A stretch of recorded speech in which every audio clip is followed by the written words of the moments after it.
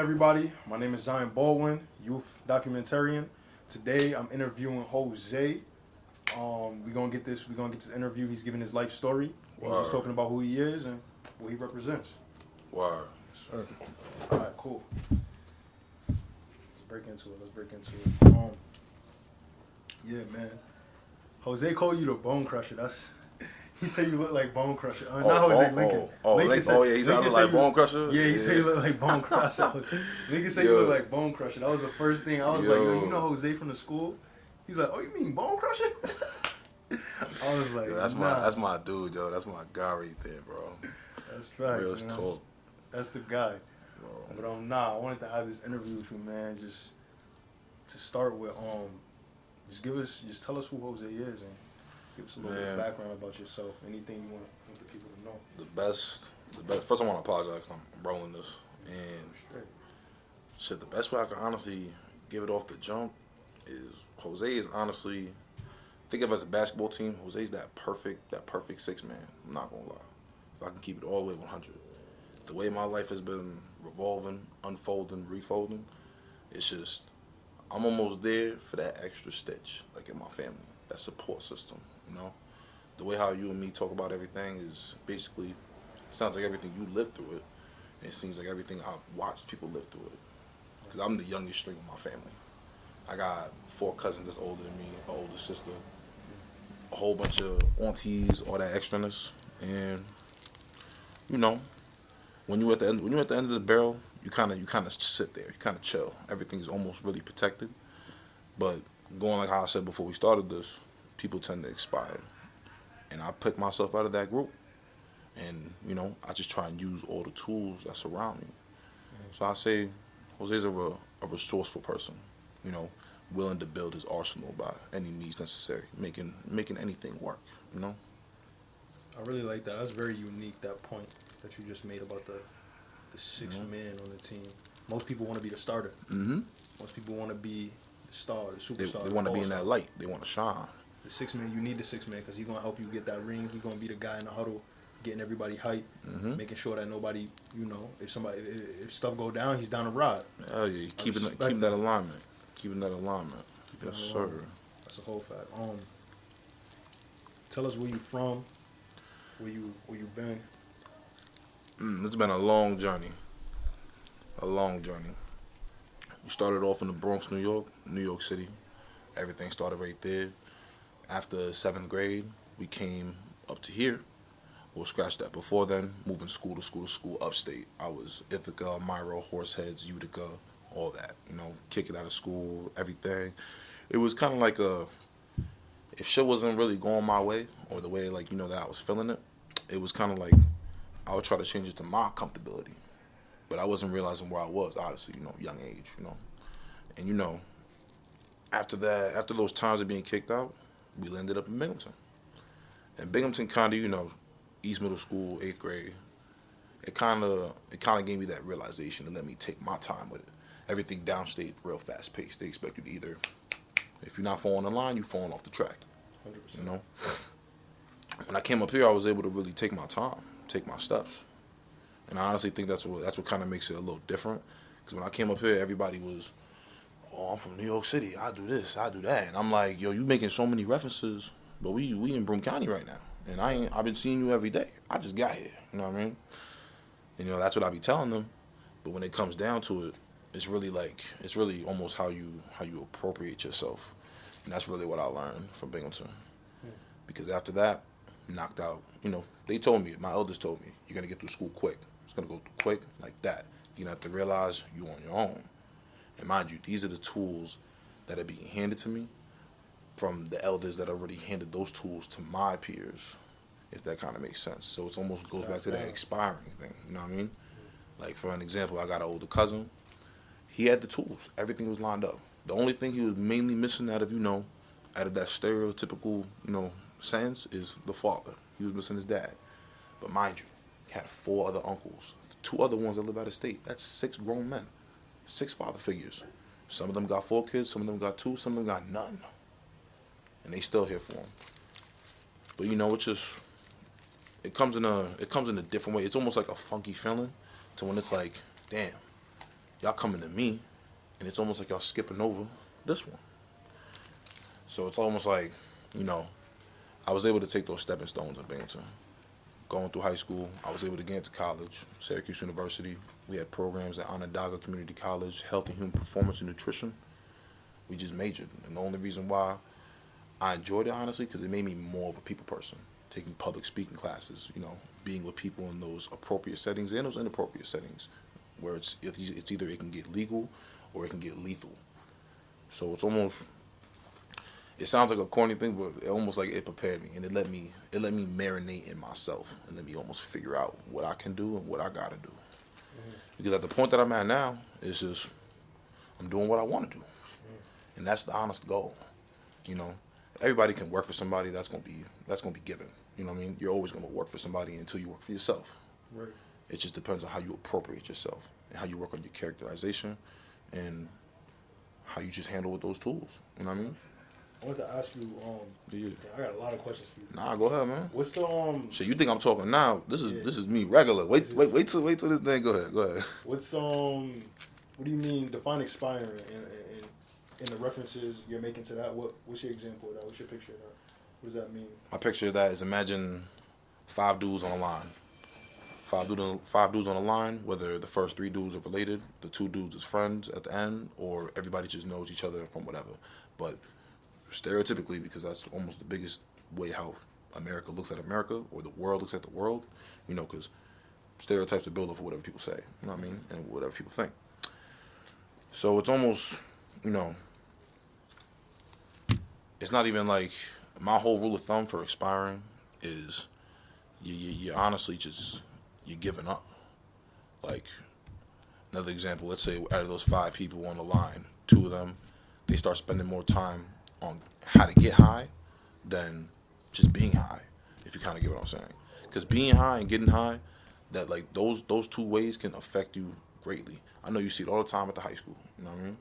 Some kids rather spend more time trying to get high rather than be high. I see too many people, and I can name myself, that be at work comfortably. You know what I mean? You might have your little addiction, this, that, and the third, comfortably. You know, you might be smoking your weed, but you can't let it smoke you. Once you start to fall off that track, you start to get close to that expiration date. And that expiring is like, if me, I'm looking at those 5 dudes, someone asks me, yo, what's up with Cal over there? He's expired. You know why? Because even I can't fuck with him. Because the weed got him fucked up. The coke got him fucked up. The pills got him fucked up. That girl got him fucked up. Whatever. You know what I mean? Whatever's really blocking your train of thought for you to excel and succeed to that next level, that's where I got it all fucked up. For me, it was the weed too. Yeah. I could make a whole podcast on that. You gotta have me on that, man. Because remember when I told you I I used to smoke hourly, man. Like hourly. I'm talking about like with the steering wheel, holding it, rolling while driving. I'm talking about I couldn't eat. Talking about whatever I'm doing. It don't even matter if I'm, you know when you hollering at a shorty and you don't even know if you gonna kill, but you gonna pull up. Yeah. I'm thinking I gotta smoke before I even pull up. You know what I'm saying? And I don't even know what we doing. I don't know if her mama home. I don't know if we doing whatever. I just gotta come in high. Sometimes I even thought like, yo, I need that weed aroma around me, and it was like that was real close to expiring. Facts. Because it's not even like I was losing money. It was like I'm losing damn near the money and the trust and connection I got with the people around me, especially my brothers. One of the people that was supplying me with, you know, that addiction was my right-hand man that I live with. So I had to focus up and I had to tell myself that if I let this smoke me, I'm not going to have nothing to do for myself once I'm just here. Right. Because I think in my mind space, I put it all like the entire journey you have right here is that you got to prepare yourself to do what your elders did. You're preparing for square one. You're preparing for ground zero. You know what I mean? 100%. So it's like, that shit go for hell yeah.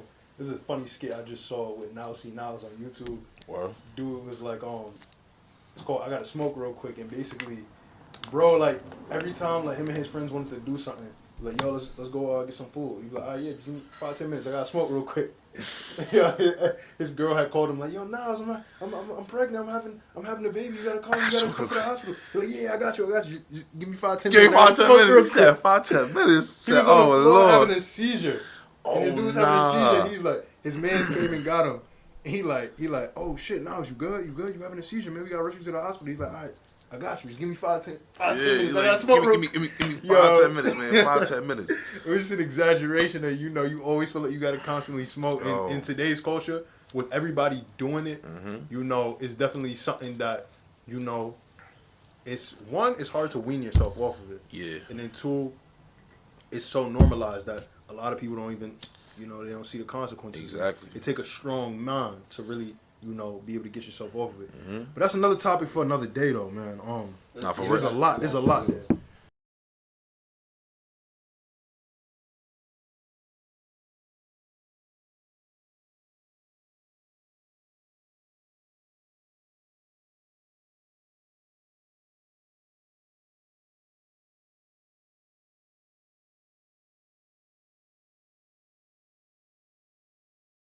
Where'd you start school? You started out here, right? Yeah. You came up here after 7th grade. Talk about Yeah. your schooling experiences up until you got to Syracuse. Shit.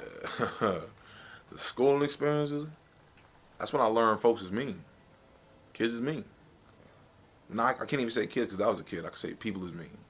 People is mean, and people are, what's that word? I would honestly say people then and now, and I assume in the future, they're afraid of their own credibility. Now, with that being said, it's 3 people walking down the street. One of the people know you. They're not going to say nothing to you because of the 2 people, they favor them. And they favor their opinions. They don't want to take credibility by knowing you and by getting close to you and acknowledging you. That one person's alone now. 2 people are gone. They see you. Now it's, what up, my guy? What's happening? How you been? Rah, rah, rah, rah, rah. That's been like that for ages. And I know, some of the OGs and elders, they already had that gangster mindset drilled into their mind where it's like, you don't need nobody. You don't need niggas. You know what I mean? All you need is you, your mind, and the tools you're going to use to succeed. Right. I ain't learned that up until college. So you went to, where'd you go to high school? High school was BHS, and then middle school was East Middle School.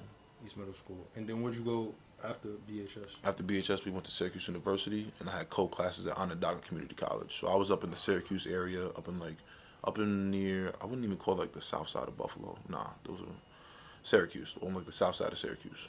Wow, so man. You was living in the dorms? Yeah. When I tell you that was my first time, and that was because my pops right there. He the one that told me, he was like, yo, go to school, man, because he's my dad's an immigrant. You know what I mean? We me and my sister, we the first ones to be born into papers. You know what I mean? Where is she from? My sister, she's from, damn, she's been so long. She's been everywhere.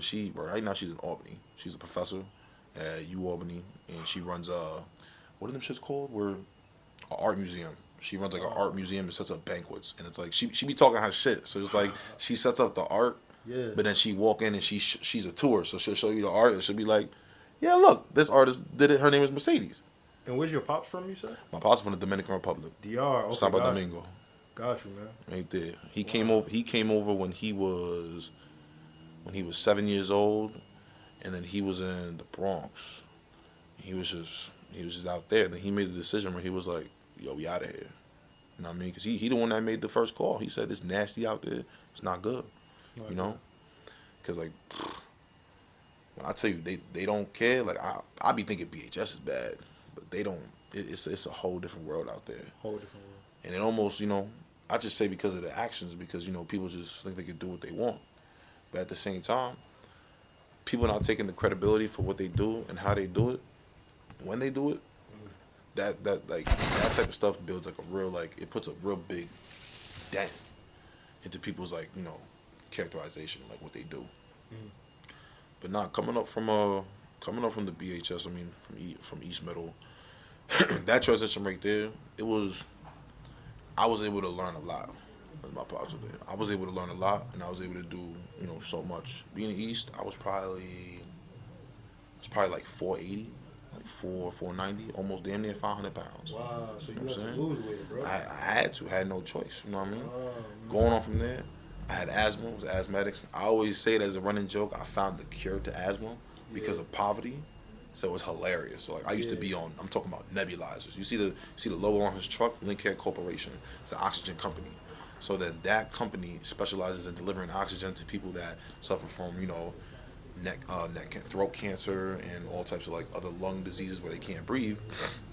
He would have me on nebulizers, all types of albuterols, but we couldn't afford it. So it went from me doing that to strictly nothing. Wow. Okay. And then I started looking it up. The stuff that's inside of albuterol is it's a lung aesthetic steroid. He's gonna come over and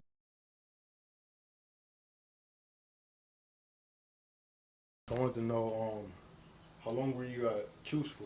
Syracuse. for Syracuse. Yeah. I was at Syracuse for about 7, 8 months. And you said what made me leave? Oh no, I didn't leave by choice. I got kicked out. Wow. Yeah, got kicked You gotta out. tell us actually. Just literally, and it's not even a story anymore. It's almost like an excuse why I tell kids to go to college. It's almost the reason why, like 100%. Because the reason why he told me was to go get the experience. You know what I mean? We was at Syracuse. I was a freshman, straight up. I got there, didn't know who was there. You know what I mean? Not a soul. They broke it down to me in the office. They was like, "Yo, what you want? You want a single, double, triple, or quad?" I'm like, "What you guys talking about?" They were like, "Your dorm. You get to choose your dorm. First come, first serve." I said, "What?"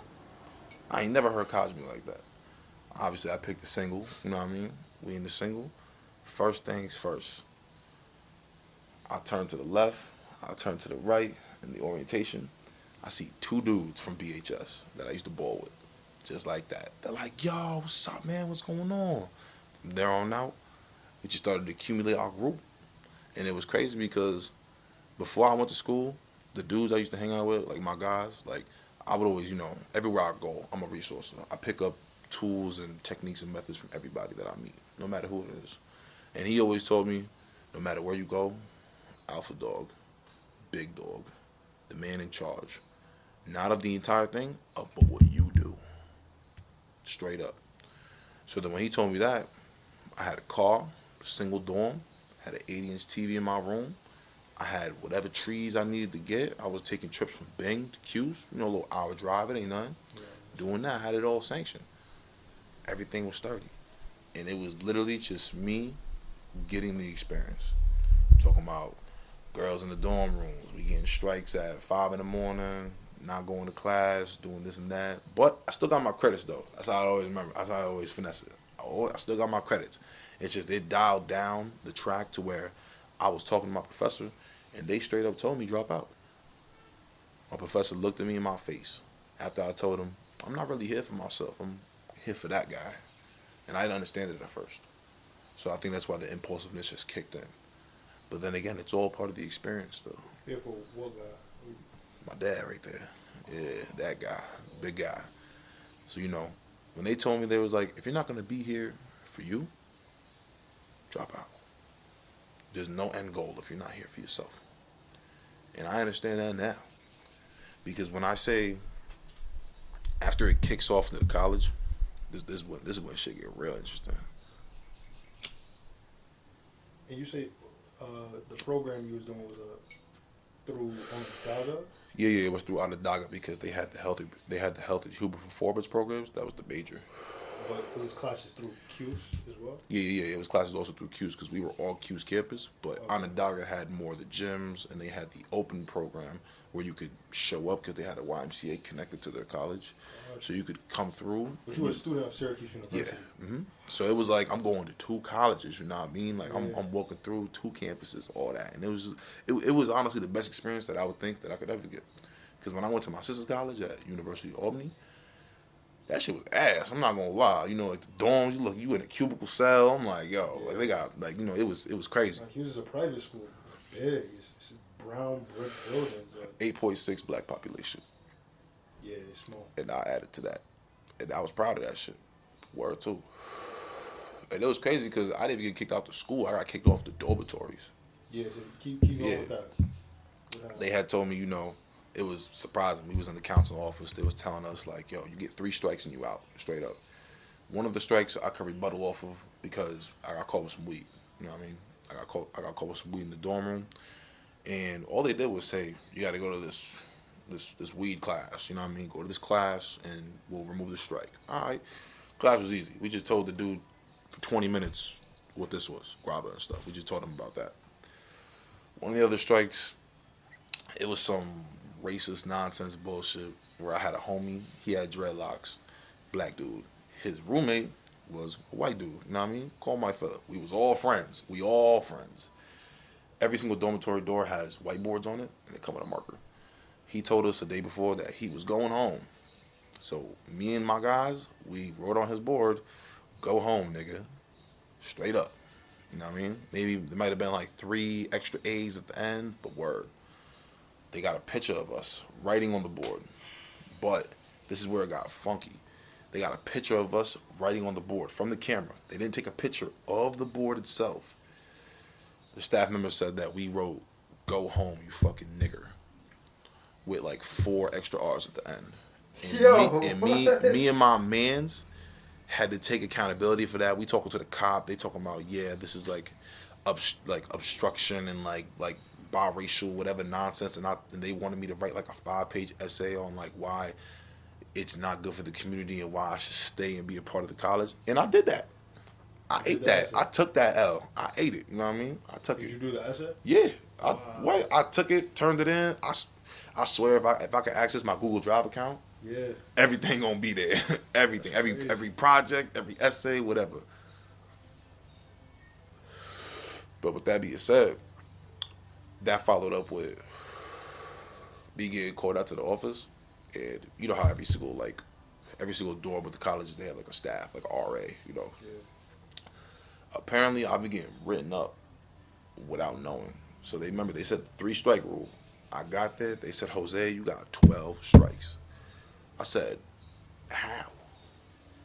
And they said, "That's what the computer says. Turn the meter over, it just says 12. I mean, they turn the screen over. That's what it says." So I'm like, I legit asked him. I thought it was a movie. I felt like it was real life a movie. I'm sitting here, I'm looking at the dude. I'm like, "So what do we do from here? Because you making it seem like you can't help me. As far as I know, it's either I'm not a college student and I'm an hour and some change from my crib, and I got something to do." He's like, "We could try to work out something for if you want to commute." And once he said that, I said, y'all bullshit. You know what I mean? I asked him, I got my credits, right? He's like, "Yeah, you passed and all that. But, you know, if they just don't want you on campus for the next semester, you can come back next year." I'm like, "You know what? Don't even worry about me." You know what I mean? I'm going to figure it out. So I went to my dorm, not talking to nobody. I threw everything. I was driving a '09 Chevy Impala, same one as that. And I just threw everything in the car, came here, and as soon as I got here at like 8 o'clock at night, 8 o'clock at night, went upstairs, told my dad straight to his face. Because he had, mind you, it's like a Thursday. So he got work, you know what I mean? He's tired. He's like, "What the hell going on?" I'm telling him like, "Yo, I got kicked out." I was like, "I don't know what to do." He gave it to me straight. He was like, "All right, we back to square one. Remember the shit we talked about in the beginning? They gonna prepare you for that square one." And he prepared me. You know? Wow, man. Shit got That's quite the story. Yeah, oh no, it's funny as hell because that's just the ice chip, cuz. That's just the ice chip. Cause when I tell you, I go day no days on this one, but you know, stuff trickled over. A few days after that, I had to leave this. I became homeless. I was homeless outside for maybe like two weeks. I was over at Rec Park, outside, you know, for the part of the summer. Yeah. Sleeping at the park, on the bench, talking to my boys. Then my boy texts me. He's like, "Yo, what the fuck you doing?" He's like, "Why the fuck you outside, yo?" He's like, I'm telling him, like, "I'm trying to find a job. I'm gonna try to find some bread." He's like, "Yo, come to the spot." Now, this is when life starts to show you options and you get transition tracks. Now, my whole thing is, I was doing good. I was doing everything right. Before I even went to Syracuse, while I was at BHS, I worked at the YMCA, and everything was valid. Had a nice little shift, maybe 2 o'clock to 9 every single day, watching kids. That's why I'm so good with the children. That's exactly why I know all these little dudes too. Oh, okay. Yeah, the YMCA, Boys and Girls Club, all that. So when it came down to it, my little homie was like, "Yo, come to the crib." This crib was a full effect 100% trap house. There was all types of stuff flowing in and out that crib, people flowing in and out that crib, weapons in and out that crib, and it just wasn't. It wasn't something that you should be in. You know what I mean? Okay. But that's all I got. You know what I mean? 4 walls and a roof. I was with my boy Tyreek. I slept on the couch. I picked up a job. It's an old corporation called Marlin Manufacturers. They paid you to put bolts into a bag. You push a button, it closes the lever, seals the bag, and you just put it into a box. That was a job made for felons. So I'm in there. I'm in a warehouse. I'm literally working on how to fix an air compressed like sealer, and I've never done it before. And I'm just working on that, doing this and that. The shifts was from freaking. Damn, what was that shit? 3, 4 in the morning or something? Yeah. You start at 3 and you end off at 2. Yeah. I work on up at a TV station right now, and that's my shift. Right after this, I'm gonna wake up at 3:30 in the morning. Yo. Get off at 2 p.m. Saturday, Sunday. 3 to 2 in the morning. I'm talking about. Think about it. Remember, I'm in a trap house environment. Yeah. These niggas, So these already, bitches don't got nothing to do. They there all day, all night. I'm not laying down with the lights off, sleep until maybe like 2 sometimes. Sometimes they see me on the couch. I get up and I'm getting ready to walk out. They're like, yo, where you going? I'm like, nigga, I got work, nigga. They're like, oh, you should have said something. We would have been quiet. I'm like, shut up. I'm like, don't worry. We good. That went on for a little bit. And then, I got the best call of my life. And it gave me the opportunity to think like, yo, I could get out of this shit. I got my first call from Walmart. Now, all the kids know because I tell them I managed 2 Walmarts. And that's how I built my retail experience career. And I just started right there at that Johnson City Walmart for maybe a year and 6 months. I became the chemical department manager. We were stocking toilet paper and toiletry, some maybe grocery departments. There was no line, no truck receiving area, so it's just stocking overnight. This is when Walmart used to be 24 hours. You know what I mean? Before the COVID shit. Yeah. Okay. So I'm in Marlin Manufacturing. I'm like, yo, fuck this. Yo, they just called me. I'm out.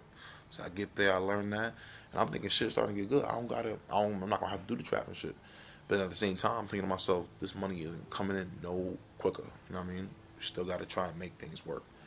I get a call from my auntie, his sister. She's like, you know we got an extra room, y'all. Come over here. My cousin is living there.